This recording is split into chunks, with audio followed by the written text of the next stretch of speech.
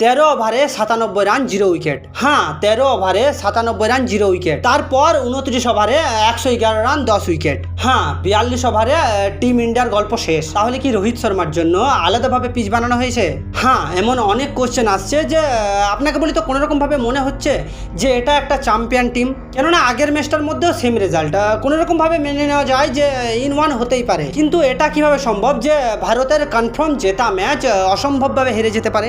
একটা কথা এখান থেকে উঠে আসছে যে আইসিসি চ্যাম্পিয়ন ট্রফির আগে শুধুমাত্র আপনি আর 4টে ম্যাচ খেলার সুযোগ পাবেন। যে পুরো টিমটা নিয়ে আপনি আইসিসি চ্যাম্পিয়ন ট্রফি খেলতে যাবেন, আর সেই টিমের মধ্যে স্পিন বল খেলার মতো ব্যাটসম্যান নেই। যদি আপনাকে ব্যাটসম্যানের কথা বলা হয় তাহলে বিশ্বের সেরা ব্যাটসম্যানগুলো এই সময় ইন্ডিয়ার টিমে রেডি। যে নামগুলো বিরাট কোহলি, কেএল রাহুল, শুভমান গিল, সুরেশ আয়ার, তারা কি 0, 7, 14, 15 এমন স্কোর তাদের কাছে কি টিম ইন্ডিয়া আশা করে? এই সিরিজটা খেলার পর মানে আর একটা ম্যাচ খেলার পর আপনি সব কিছু মিলিয়ে আর 4টে ম্যাচ খেলার সুযোগ পাবেন। হ্যাঁ, অ্যাকচুয়ালি দেখা যায় তো আপনি প্র্যাকটিস করার কোনো সুযোগ পাবেন না। তাহলে এবার আপনি ভাবুন যে কিভাবে আপনি টিমের এই কম্বিনেশনটা ঠিক করবেন। তাহলে কি কম্বিনেশন ঠিক না করে আপনি কি এই টিম নিয়ে চ্যাম্পিয়ন ট্রফি খেলতে যাবেন যে টিমের ব্যাটসম্যানগুলো স্পিনকে খেলতে পারছে না? কোশ্চেনটা কিন্তু এখানেও আসছে। কেএল রাহুল, বিরাট কোহলি, শুভমান গিল এরা তো রান আপ বল খেলতে খুব পছন্দ করে, এরা তো রান আপ বলের জন্য এদেরকে জানা যায়। কিন্তু তারপরেও এমন কেন? আপনি 50 ওভারে লগভগ 300টি বল আপনি খেলতে পারবেন, আর এই 300টি বল খেলে আপনি 240 রান করতে পারছেন না। হ্যাঁ, যেখানে আপনার 42 ওভারে ম্যাচ জিতে যাওয়ার কথা, সেখানে আপনি শ্রীলঙ্কার কাছে জিতে যাওয়া ম্যাচ 42 রানে হেরে যাচ্ছেন। এটাই কি চ্যাম্পিয়ন টিম? আপনার কি মনে হয় যে এটাই চ্যাম্পিয়ন টিম? আর এটাই আশা করা যায় চ্যাম্পিয়ন টিমের থেকে? হ্যাঁ, আপনাকে বলি তো সব কিছু ছেড়ে একটা প্লেয়ারের নাম আপনাকে করতেই হবে। কি যেন শ্রীলঙ্কার প্লেয়ারটার নাম? জাফরি ভ্যান্ডারসে। হ্যাঁ, সে 6টা উইকেট নিয়ে ইন্ডিয়ার টিমকে ম্যাচ হারিয়ে দেয়। হ্যাঁ, সে একাই ইন্ডিয়ার টিমকে ম্যাচ হারিয়ে দেয়। আর আপনাকে বলি তো সে কোনো ছোটোখাটো ব্যাটসম্যানের উইকেট নেয়নি। রোহিত শর্মা, কেএল রাহুল, বিরাট কোহলি, শুভমান গিল, যে 4টে ব্যাটম্যান ইন্ডিয়ার খুঁটি, যে 4টে উইকেট যখন হারিয়ে যায় তখন 99.99% ম্যাচ ইন্ডিয়া হেরে যায়।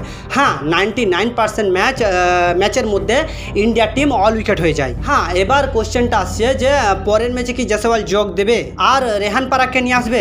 যদিও ভারতের টিমে এই সময়ে বিশ্বের সেরা ব্যাটসম্যানগুলো আছে, হ্যাঁ আপনাকে বলি তো তারপরেও ভারতের টিমের এমন অবস্থা।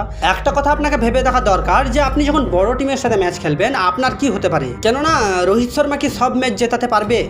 এক কথায় যদি বলা যায় তো টি20 ওয়ার্ল্ড কাপ শুধুমাত্র একটা ব্যাটসম্যানের জন্যই জেতা, সেটা হচ্ছে রোহিত শর্মা। এই রোহিত শর্মা কত পারফরমেন্স দেবে টিমের জন্য সে একাই?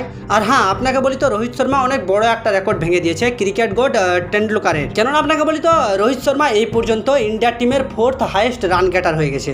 হ্যাঁ, সচিন টেন্ডুলকার 18,000, বিরাট কোহলি 13,000 এবং রোহিত শর্মা প্রায় দাদার কাছাকাছি চলে গেছে। আর কিছুদিনের মধ্যেই মানে কিছু ম্যাচের মধ্যেই দাদার রেকর্ডটাও ভেঙে দেবে। আপনাকে খুব বেশি বললে দাদার থেকে খুব বেশি হলে সে 500 রান পিছিয়ে আছে। যদি সে 500 রান করে দেয় তাহলে সে দাদার আগে নিজের নামটা লিখিয়ে নেবে।